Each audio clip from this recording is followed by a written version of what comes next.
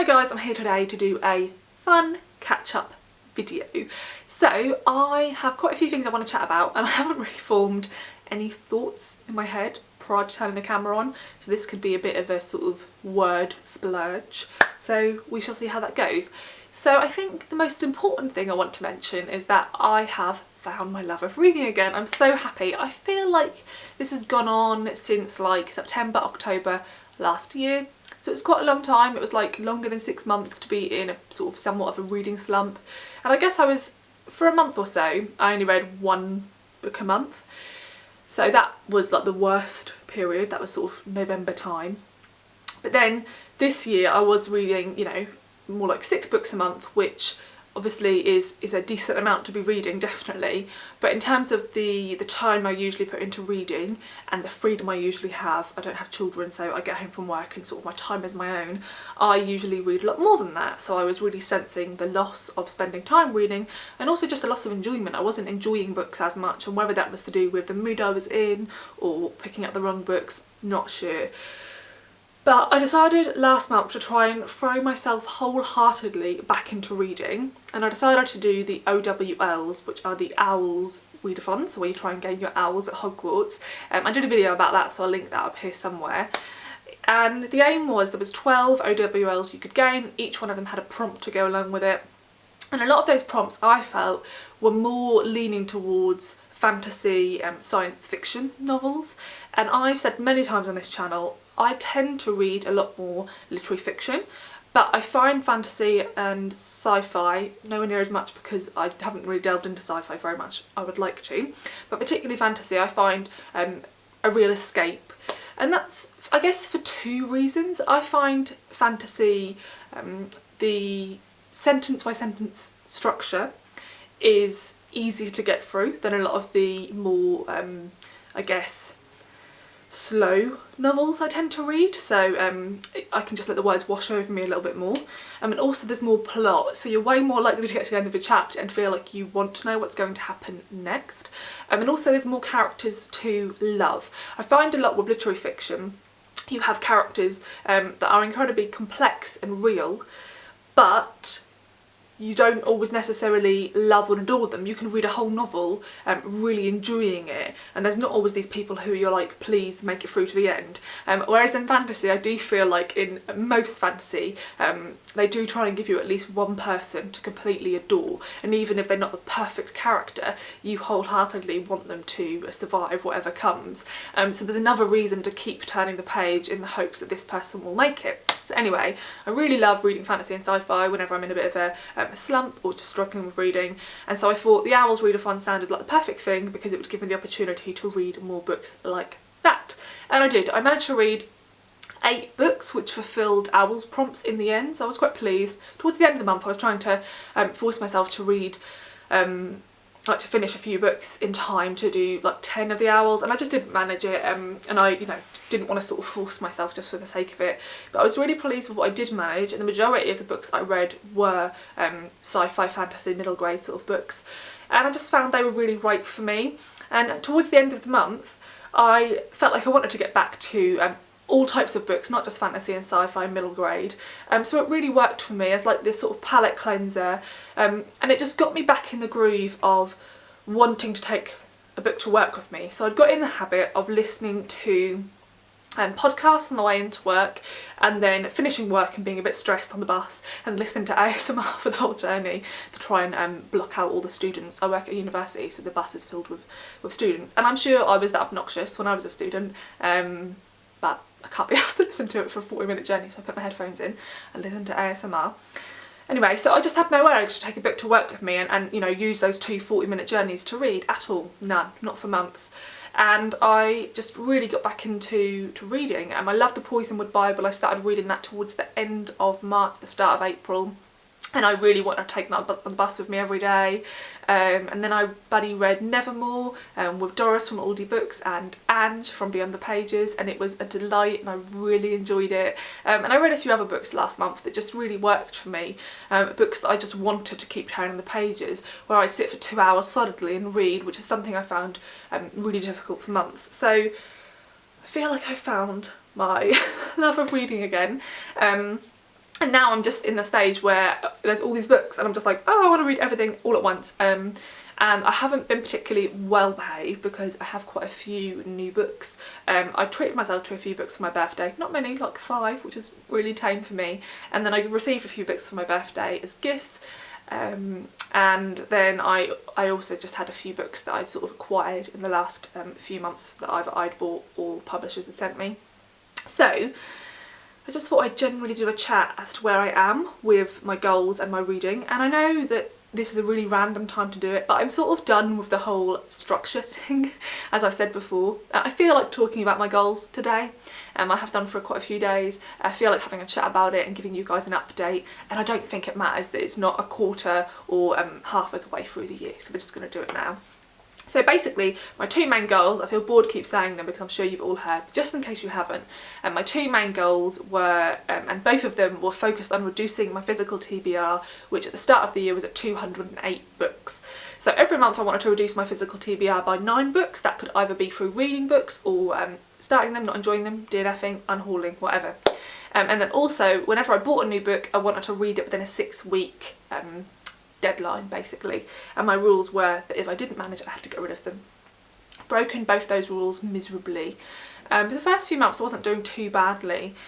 I think not putting a rule on the rate of books I acquired was a bit silly, because giving myself that 6-week deadline is all well and good, but if I acquire 20 books in week 1, then I'm obviously not going to get all 20 read by week 6.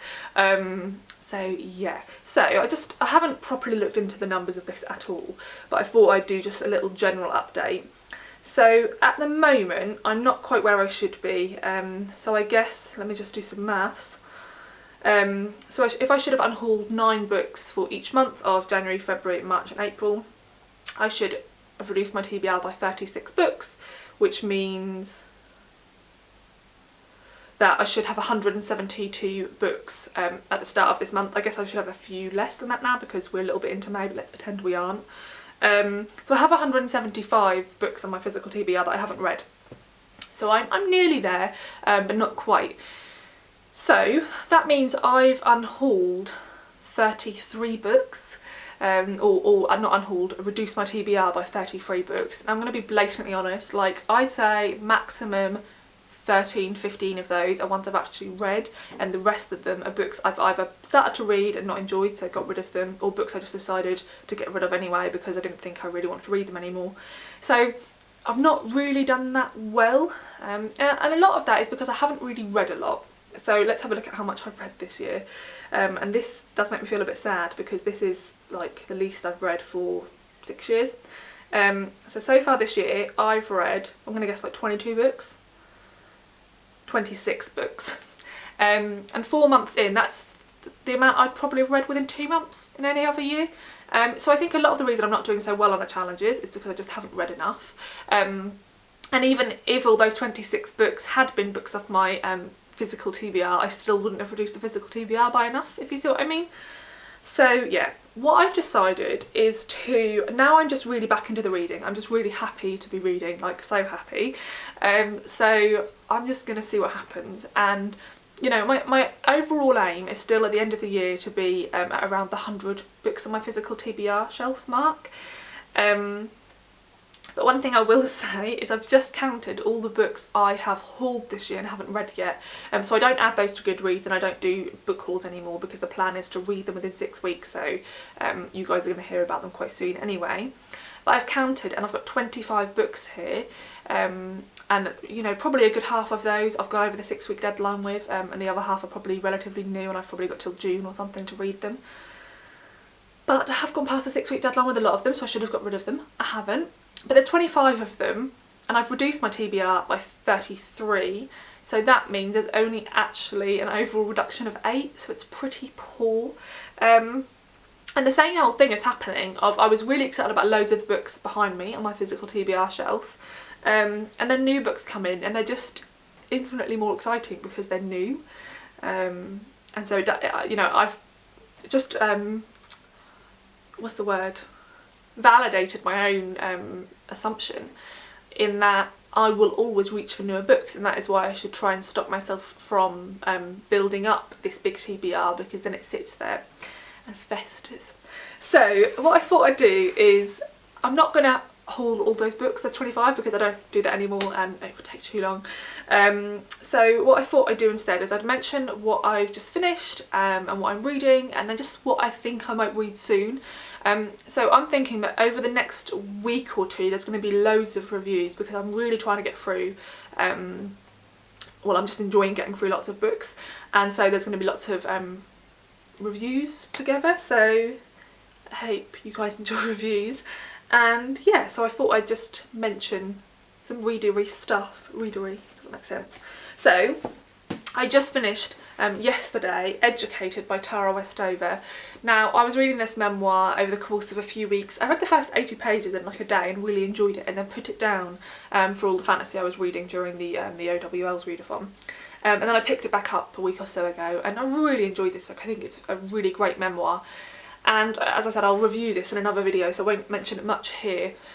But I was expecting to enjoy it. I think I enjoyed it more than I expected. I think it's a really strong memoir, and it reminds me yet again how much I enjoy memoirs, and then annoys me that I don't reach for memoirs. I don't know why, like, I don't buy loads, but then also I do have a few that have just sat there and I haven't read them. So this has sort of reminded me that it does need to be something I do a lot more often, because when I read memoirs I really enjoy them, particularly coming of age memoirs about female characters, because I've mentioned before I love reading fictional stories about girls coming of age. So memoirs about girls coming of age should be like my complete favourite thing, really, because if they all feel as heartfelt and realistic as this one, then I should adore them. So I really enjoyed this. And another two, so my hair is slipping, it's getting a bit long, I don't really know what to do with it. So yeah, another two memoirs I have acquired recently that I thought I would try and read quite soon, and then I could talk about them with Educated perhaps, is I Treated Myself to Heartberries by Therese Marie Mailhot. And I really love the sound of this. So this author is Native American. This is a memoir about her life. I think this is quite harrowing perhaps. I've tried not to look too much into it, and the reason for that is because it's only like 140 pages, so it's quite short, but it's getting loads of buzz before it came out, and it wasn't going to come out in the UK for another few months, but then the lovely Jen and Simon managed to find copies of the American edition in foils, and so we all picked up a copy, so I'm really happy I managed to get this, and I'm going to try and read this one soon. And then I was contacted by the publishers about this one, and I had this on my books to pre-order list. So this is The Terrible. I should have looked up how to pronounce this author's name. Ezra Daly Ward? Not sure. She's a poet, and this is again her memoir, and she grew up in northern England, I believe. Let me have a little look what it says, because it does sound really good. A dark, poetic memoir, a tale of girlhood, femininity, family secrets, addiction, sexuality, dangerous transaction, and most of all, hope. But yeah, I'm pretty sure she grew up in, yeah, the northwest of England. And this looks quite poetical, the way it's written. I had a little read through it when it first arrived, so I'm excited to get through that one. And do feel free, please, to give me memoir recommendations, because I really love the ones I've read and I need to read more. Sorry if the sun is changing. Can't be bothered to try and avoid sunlight. It's going to be like this for the next few months. So what else did I want to mention? So the books I am sort of reading at the moment. So I picked this one up a few weeks ago. I bought this in foils as well, and Lauren and I planned to read it straight away, and I managed to read 5 chapters, which is about 50 pages, and then put it down. And this is Marianne by Daphne du Maurier. I really struggle. And this is a really weird thing. I don't know if I have, you know when people talk about like seasonal affective disorder. So I don't mind the change in seasons. What I mind is I don't really like heat. But more than that, because heat is just annoying for me. I struggle with the long days, and I struggle with lots of sunlight, which sounds so bizarre because most people are the opposite. So I like the routine of coming home and my work life feeling more separate from my home life, because one of them is lived in mainly in daylight at work and one of them is lived mainly in the dark at home, which sounds really weird, but I like getting home and feeling cosy and having lamps and candles on. Anyway, so I find it really difficult for whatever reason, one, to read a lot in the summer, which is odd because most people seem to enjoy reading more. But 2 in particular to read historical fiction in the summer. And I don't know why that is. I feel like in the winter months I can read, or winter, autumn, I can read anything. It could be set in a really hot climate, it doesn't bother me. But in the summer, I sit there and read about these cold climates, these gothic locations, and then just look outside and think, you sunshine are ruining the mood here. Like, you're not making me feel spooked out or anything because you're too freaking bright. So I ended up putting this down, and I think I will enjoy this, so I need to read it. So what I might do is just make this sort of before bed read and read a couple of chapters when it is dark. So there's that one. And then another one I've picked up recently is The Western Wind by Samantha Harvey. Simon and I are buddy reading this and I am falling behind. 1, just because I've been a bit busy, but 2, because again this is historical fiction, and it's suffering from the same blight of me struggling with sunshine. So yeah, I'm definitely going to try and get through this in the next few days. I woke up today and it was raining and I was like, yes, and then sun back out. So but I will definitely read some of that.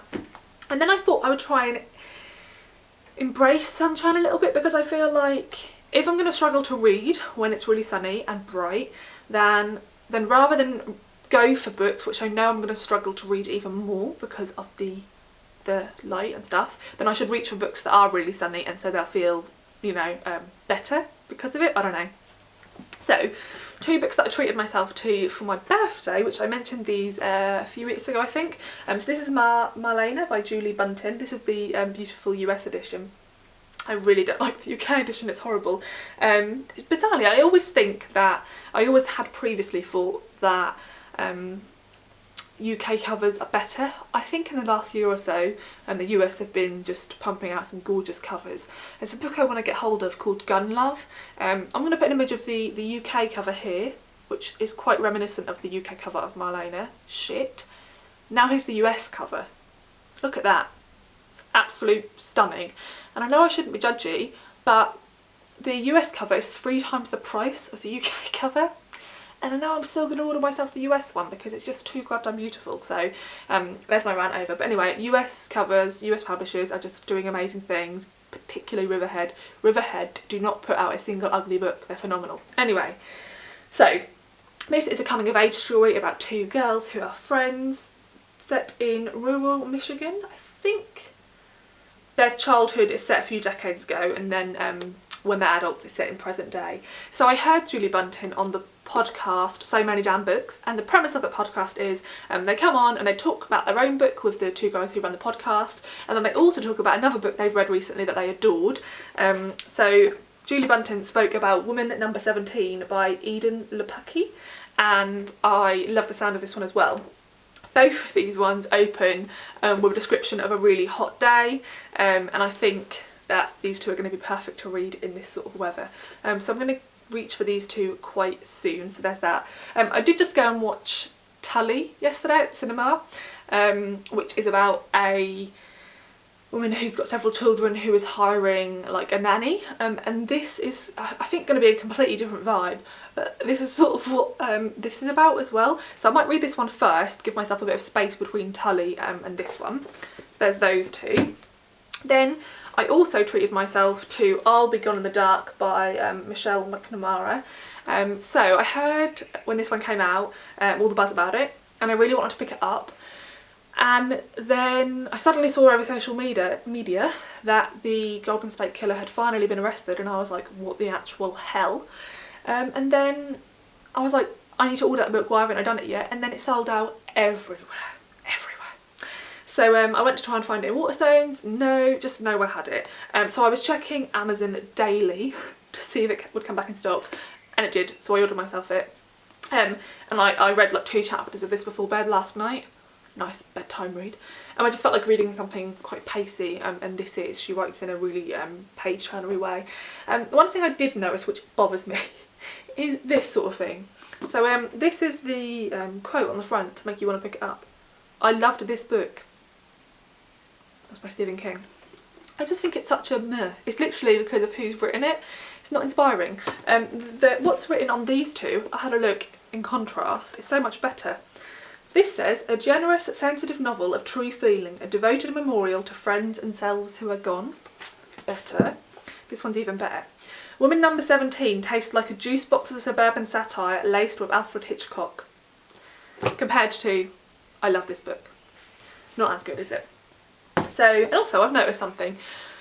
I always used to have in my mind that like if I really loved an author's book then I would really enjoy their reading taste, and it's not the case. Like there's loads of authors that I adore and when I see that they've written on the front of a book and I'll think I'll give that a go and I really don't enjoy it, so it doesn't really mean anything, to be honest.